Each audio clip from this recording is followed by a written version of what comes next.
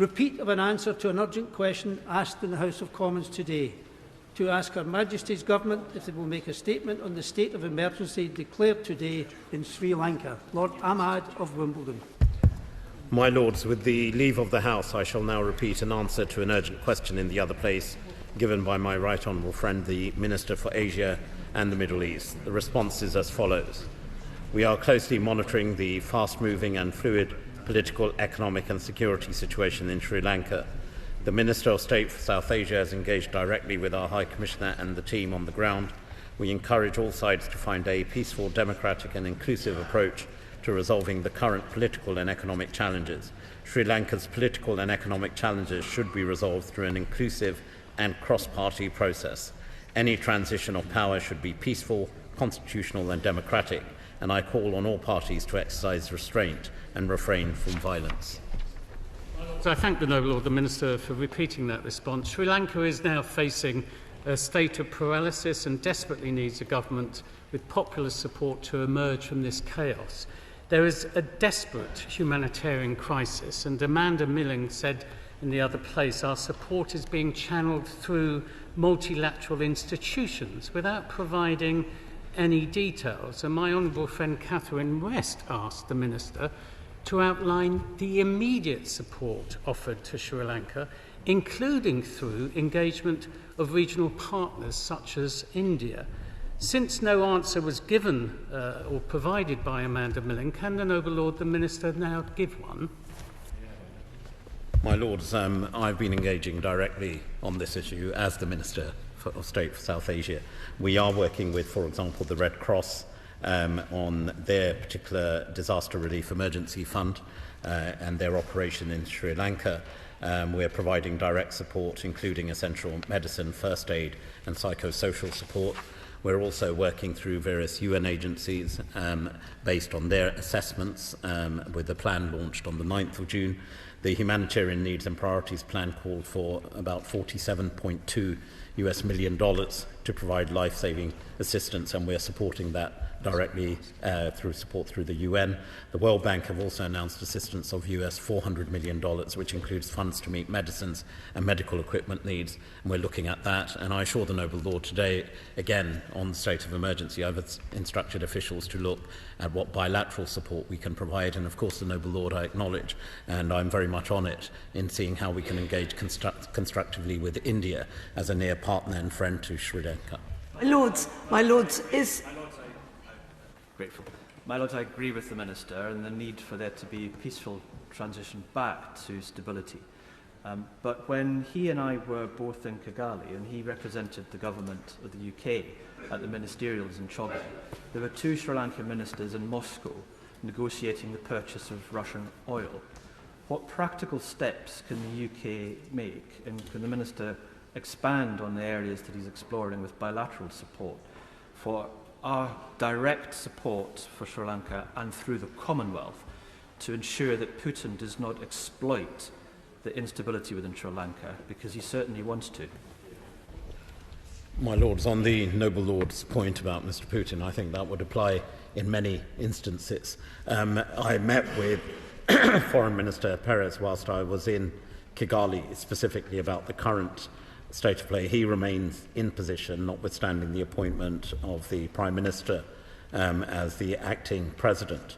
On the issue specifically, as I've already said in response to Noble Lord Collins, we're looking at how we can best channel our support in terms of agencies on the ground. The UN is present. We're looking and engaging with other key partners. The UK is also looking, as the Noble Lord will acknowledge, the situation on what has caused this crisis, which is an economic crisis. And certainly when I was in Sri Lanka and I met with the then administration, I implored them the importance of engaging, not just talking to the IMF, but actually working through a specific plan.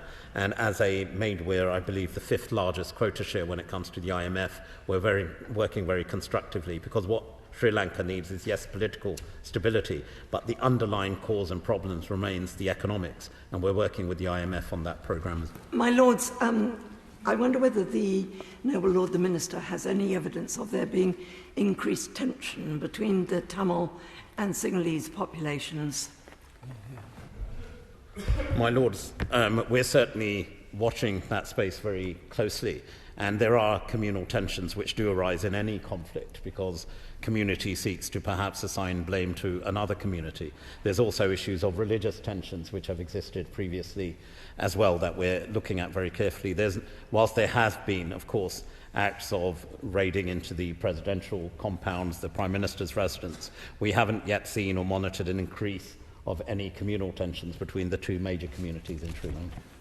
My Lords, Sri Lanka has a dark history of human rights abuses, the vast majority of them perpetrated with complete impunity. Today's fear is that with the announcement of a state of emergency coupled with political instability, that these terrible atrocities will begin again. So what conversations has the Minister or any of his colleagues had with our partners about how we can avoid this and these fears being realised? And on the issue of impunity, it appears that the Rajapaksa brothers are intent on going to the United States of America. Can we have some conversations with our American ally about whether or not the impunity they've enjoyed up until now will survive that transfer to their country? My Lord's Noble Lord talks about the issue of impunity from conflicts past, particularly in the civil war that took place, and that's why the United Kingdom's been on the forefront at the Human Rights Council. The resolution 46.1, we lead on it. When I was last in Geneva, I engaged directly with the Sri Lankan Foreign Minister that we would sustain our support for this. I think that remains an important issue to retain, and certainly when the UNHRC returns in September, I'm sure will be a point of discussion. As to the current situation with the previous administration, including Mr. Rajapaksa and other members of the family, of course, countries will make their own determination. But what we do want to see is the civil war that took place, that people and the perpetrators of that conflict are held to account, but equally communities that suffered are also ensured that we don't see the conflicts of the past occurring again. Be aware of serious allegation against Rajapaksa of corruption in his government. What efforts are being made to extradite him from Maldives so that he can answer some of the charges in the courts in Sri Lanka? My Lords, I'm not going to comment specifically on the current situation with the previous President. I think we're still waiting the final formal resignation, and in terms of what happens in his future, I think there will be determinations made. Where we are focused at the moment is on the issue of economic stability and, of course, political stability, which will lend itself to whatever future inclusive government that is formed, we hope, in Sri Lanka, to allow for full accountability for whoever needs to be held to account. My Lords, how many British citizens are in Sri Lanka, and is Her Majesty's government confident they are all safe? My Lords, we don't keep, as the Noble Lord will know from his own insight, a specific track on the numbers there. But of course, we have a very strong Sri Lankan diaspora here in the United Kingdom and many dual nationals as well. What I have said on Saturday, I spoke specifically to our charge on the ground to ensure that, one, we had the support in post for any increase on consular inquiries. There have been no increase, certainly till Saturday. Today I also convened a meeting this morning to ensure there is a specific plan looking at humanitarian support, economic support, political support we can provide with key partners, but also importantly, as the Noble Lord highlights, the support we can provide to British citizens seeking to leave. We have the experiences of the COVID repatriation and other crises to ensure that if and when required, that we are able to mobilise both the resources we need in Colombo as well as here in London to provide the support UK citizens may need. My Lords, to follow on from his answer to the Noble Lord, Lord Brown, the Noble Lord has said that people have to be held to account, but also he makes reference to countries to which the President might flee, making their own decisions. Now, there were rumours this morning that the President was intending to flee to the UAE. Surely it's incumbent on us, if he does indeed think that people should be held to account, that we should engage with whichever country, whether it's UAE or the US, to try to make sure that such countries are not seen as safe havens that people can flee to and escape potentially being held to account in the way that he says he wishes to see.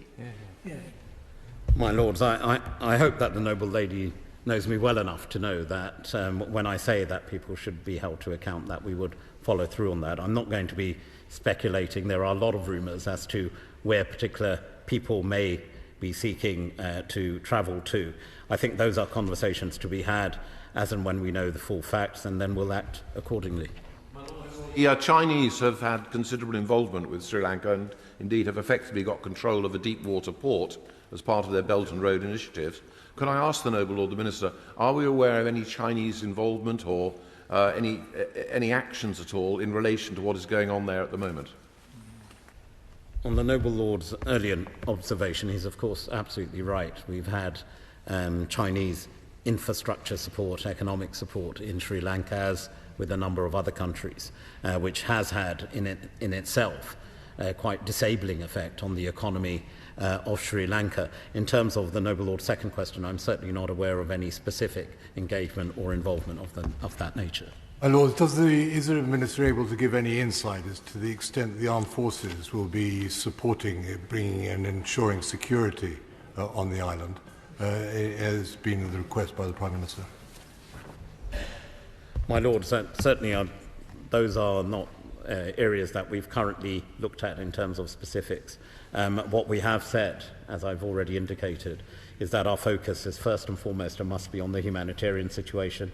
And as I've said in previous answers to the Noble Lord Purvis and to the Noble Lord Collins, including, if at all possible, where and how and to what extent we can channel humanitarian support bilaterally, particularly in terms of food support that we can provide. But equally, I think the next important element and focus should be on political and economic stability, and that's where the government is focused.